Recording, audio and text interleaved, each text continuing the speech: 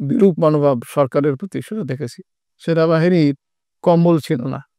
সেনাবাহিনীর ওই পোশাক ছিল না। সেনাবাহিনীর জুতো ছিল না। তো সে অবস্থা আমি নিজের চোখে দেখেছি। এই বিরূপ অবস্থায় সেনাবাহিনীর অভ্যন্তরে আমি সেনাবাহিনীর উপর আ মানে গবেষণা করেছি। আপনারা যেমনটি বললেন যে জিয়াউর রহমানের উপর আমি গবেষণা করেছি। আমার গবেষণার এক্সাক্ট বিষয় ছিল military politics in third world. A case study of Bangladesh, Ziaur Rahman. তো সেখানে এইটা মানে ব্যাকগ্রাউন্ড হিসাবে, পটভূমি হিসাবে আমরা বিভিন্ন মানুষের কাছে গেছি, ক্যান্টনমেন্টে গেছি, বিভিন্ন সূত্র থেকে তথ্য সংগ্রহ করার চেষ্টা করেছি। আমার নিজের দেখা যে বিরূপ মনোভাব সরকারের প্রতি সেটা দেখেছি। সেনাবাহিনীর কম্বল ছিল না। সেনাবাহিনীর ওই পোশাক ছিল না। সেনাবাহিনীর জুতো ছিল না। তো সে অবস্থা আমি নিজের চোখে দেখেছি।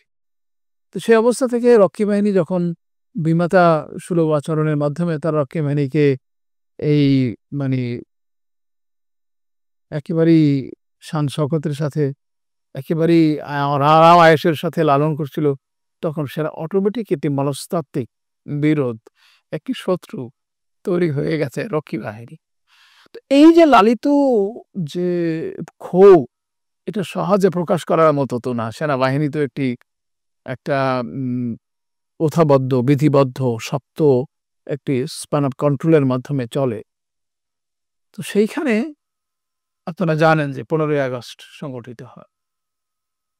15ই আগস্টের মিথ্যা কথা বলে আওয়ামী লীগের লোকেরা। যে সেনাবাহিনীর সাথে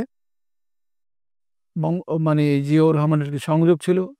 যতটা আমি জানি বা যতটা পড়েছি, আমাকে তো পড়তে হয়েছে অনেক। যেমন ধরেন মাসকারান হাস তার যে এ লেগেসি অফ ব্লাড বইয়ে ঘটনা উল্লেখ করেছেন যে একসময় এই চক্রের প্রধান কর্নেল রাশিদ জিয়াউর রহমানের বাসায় গিয়েছিলেন যার সৌজন্য সাক্ষাৎ হিসাবে।